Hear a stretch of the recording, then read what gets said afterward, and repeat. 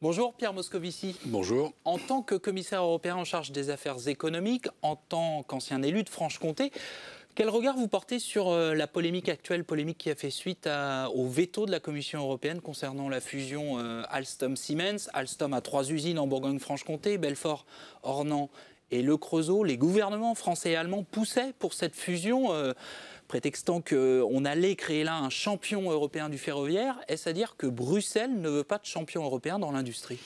Non, je crois qu'il faut vraiment raison garder, éviter les polémiques qui sont inutiles. La Commission n'a pas fait de veto, elle a pris une décision qui sont dans ses compétences, puisque toute fusion doit être autorisée par la Commission européenne. En l'occurrence, ma collègue Margrethe Vestager, commissaire de la concurrence, était en charge. J'ai reçu une lettre des syndicats d'Alstom, de la région, qui étaient, eux, hostiles à la fusion. Et je vais vous donner une position, j'allais dire, qui est un peu intermédiaire. Moi, je suis favorable à être champion industriel. Je pense qu'il faut en fabriquer. Je regrette que cette fusion n'ait pas été possible. Parce que dans un monde marqué par la concurrence chinoise, il faut avoir des géants européens. Mais encore faut-il que cela se fasse dans de bonnes conditions, c'est-à-dire des conditions qui soient respectueuses des consommateurs et de l'emploi. Et ma collègue a eu de bonnes raisons d'estimer que ça n'était pas le cas. Je pense qu'il ne faut pas lui faire de polémique inutile. Elle n'est pas idéologue, elle est pragmatique. La Commission n'avait probablement pas les éléments pour prendre une décision positive. Maintenant, il y a quand même 2 belles entreprises. Alstom se porte plutôt bien, qui doivent continuer à créer de la valeur, créer des emplois et à être performantes dans le monde.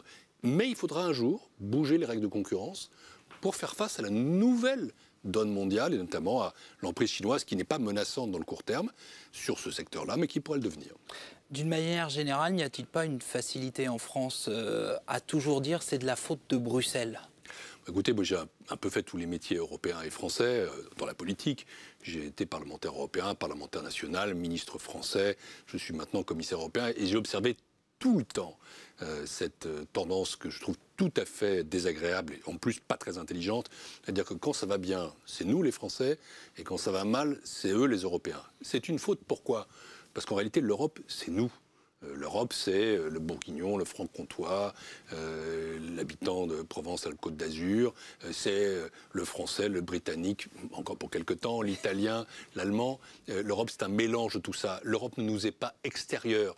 L'Europe, elle est ce que nous en faisons. Alors L'Europe, elle est ce justement, que nous fabriquons. Et donc, il faut aimer l'Europe. Il ne faut pas la critiquer. Il ne faut pas se mettre en dehors de l'Europe. Il faut être au cœur de l'Europe. Et la France doit influencer l'Europe. Elle ne doit pas rejeter l'Europe ou estimer qu'on doit tirer sur le pianiste bruxellois quand on n'est pas content. Alors justement, le pianiste bruxellois, c'est parfois vous, puisque vous avez été, vous êtes commissaire, pendant encore quelques mois.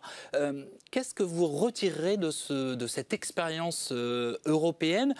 De quoi serez-vous finalement le plus fier quand ça s'arrêtera ? Pour moi, ce n'est pas une expérience, c'est une mission, c'est une tranche de vie, 5 ans tout de même, qui parachevait tout ce que j'ai fait dans ma vie finalement, qui m'y amenait. Et au fond, je retiendrai 3 choses. D'abord, que cette commission a refusé que la Grèce sorte de la zone euro, qu'elle a été ardemment favorable à l'intégrité de l'euro.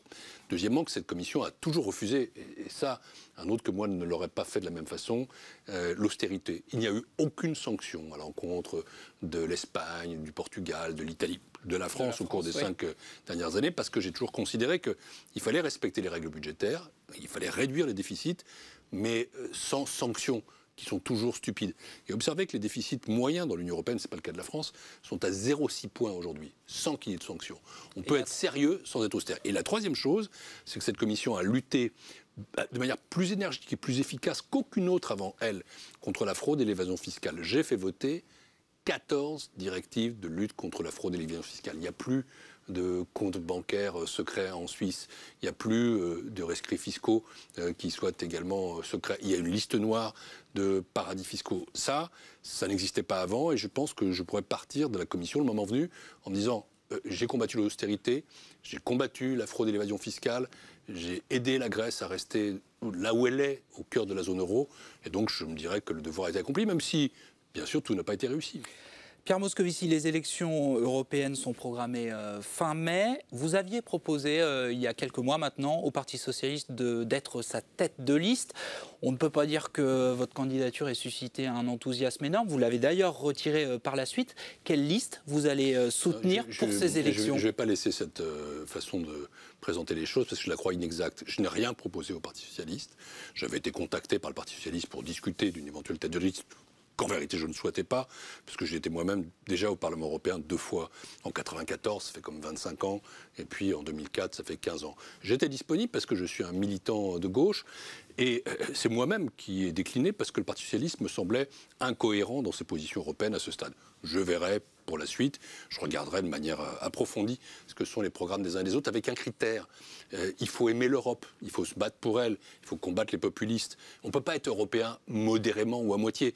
Si je n'ai pas souhaité être la tête de liste du Parti socialiste, c'est parce qu'aujourd'hui, d'après ce que j'ai vu, il n'est ni pour ni contre, bien au contraire, il faut être totalement pour. Le volontarisme européen d'Emmanuel Macron, il vous séduit ? On a l'impression que vous êtes aujourd'hui peut-être plus proche d'En Marche que du Parti socialiste. Je ne me définis plus par rapport au jeu politique national, au sens où je suis membre du Parti socialiste, je reste un social-démocrate dans l'âme, mais quand arrivent les élections européennes, ce qui va me motiver, c'est quelle proposition on fait pour l'Europe. Et de ce point de vue-là, c'est vrai qu'Emmanuel Macron est plus euro-volontariste qu'Olivier Faure. Est-ce concevable de vous revoir un jour candidat à un mandat politique en Franche-Comté ? Il ne faut jamais dire jamais, mais ça ne fait pas partie de mes projets. Vous savez, il ne faut pas se retourner, on ne peut pas se baigner 2 fois dans le même fleuve. En plus, j'ai déjà occupé tellement de belles fonctions que je ne voudrais pas maintenant, finalement, en occuper de moins belles. Ou il ne faut pas faire la même chose en moins bien. Donc, bon, on verra. Mais, c'est quoi votre avenir ? Mon avenir, c'est... Vous savez, j'ai maintenant un certain âge. Je vais avoir 62 ans dans quelques mois. Je ne me rends même pas compte moi-même, mais c'est comme ça. Et à un moment donné, il faut se demander quelle a été la cohérence d'une vie. Ma cohérence, c'est que j'aime mon pays, la France, et je veux le servir. Je suis un homme de gauche, et je le reste complètement, passionnément. Et je suis un Européen engagé. Et quoi que je fasse dans l'avenir, on trouvera ces 3 composantes. La France, la gauche, l'Europe. Après, la vie décidera. On vous annonce à la présidence de la Cour des comptes ? Je suis un membre de la Cour des comptes, voyez-vous. J'en suis toujours membre. Je le suis depuis 35 ans, c'est mon corps d'origine. Mais la présidence, premier président, ça vaut... C'est un corps qui, je crois, est important, parce que notamment il doit travailler sur la dépense publique, qui est quand même une grande cause.